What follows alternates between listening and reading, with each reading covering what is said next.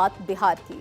बिहार के मुख्यमंत्री सम्राट चौधरी की पत्नी कुमारी ममता के मुंगेर के दौरे को लेकर सियासत गर्मा गई है। राष्ट्रीय जनता दल यानी कि आरजेडी ने उनके दौरे और सरकारी प्रोटोकॉल पर सवाल उठाए हैं। आरजेडी ने इसे लेकर सोशल मीडिया एक्स पर पोस्ट कर सरकार से कई सवाल पूछ लिए। अब ये पूरा विवाद क्या है, पहले इसे आपको डिटेल में बताते हैं।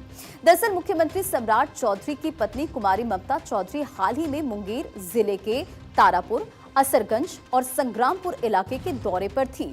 यहां उन्होंने स्थानीय लोगों से मुलाकात की, बीजेपी कार्यकर्ताओं से बातचीत की और तो और एक डिग्री कॉलेज का इंस्पेक्शन भी किया। और इस दौरान मुख्यमंत्री की पत्नी के साथ बड़ी संख्या में पुलिस बल और काफिले की मौजूदगी को लेकर विवाद छिड़ गया।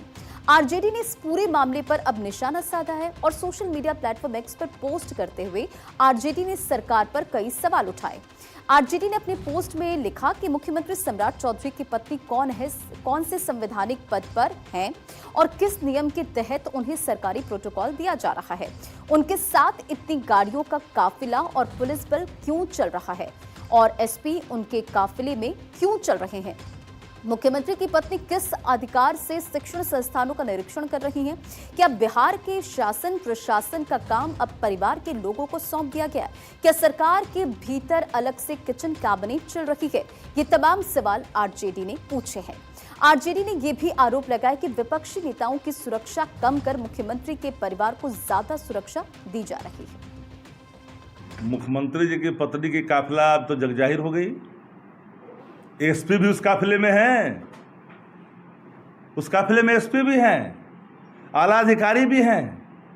क्या सामान्य प्रशासन ने गृह विभाग ने कोई सूचना जारी की है क्या? कोई अलग जिम्मेदारी तय कर दी है क्या? इस देश के अंदर में ऐसा कभी देखा नहीं गया।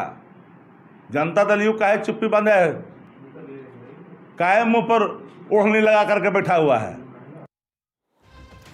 हालांकि आरजेडी के आरोपों को लेकर जेडीयू और बीजेपी ने मुख्यमंत्री का बचाव किया और क्या कुछ कहा गया, सुनिए।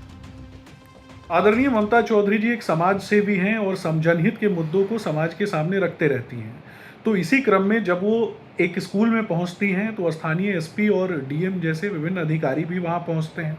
तो जनहित के मुद्दों पर जब सभी लोग वहां पहुंचते हैं तो इस बात को राष्ट्रीय जनता दल मुद्दा बनाता है। राष्ट्रीय जनता दल को तेजस्वी यादव की पत्नी के साथ चलने वाले काफिले की चिंता करनी चाहिए और बताना चाहिए कि नेता प्रतिपक्ष वर्तमान में कहाँ फिरार है। मुख्यमंत्री जी की पत्नी हैं तो वह भी एक महत्वपूर्ण विषय है और किस संवैधानिक पद पर, तो आपको भी अगर डिग्री कॉलेज के उद्घाटन के लिए बुलाया जाएगा तो आप भी जा सकते हैं निरीक्षण करने। हाँ, निरीक्षण करने आप पत्रकार हैं, आप भी निरीक्षण करने जा सकते हैं, इसमें कहाँ सवाल है। जानकारी के मुताबिक असरगंज में ममता कुमारी ने जन सुनवाई में हिस्सा लिया और लोगों की समस्याएं सुनी थी। इसके बाद उन्होंने बरसंडा और बनहरा में नए डिग्री कॉलेज में पढ़ाई की शुरुआत कराई। दीप जलाकर और नारियल फोड़कर कार्यक्रम का उद्घाटन किया था। इस दौरान उन्होंने कॉलेजों का जायजा भी लिया, वहां मौजूद अधिकारियों से जरूरी जानकारी भी ली थी।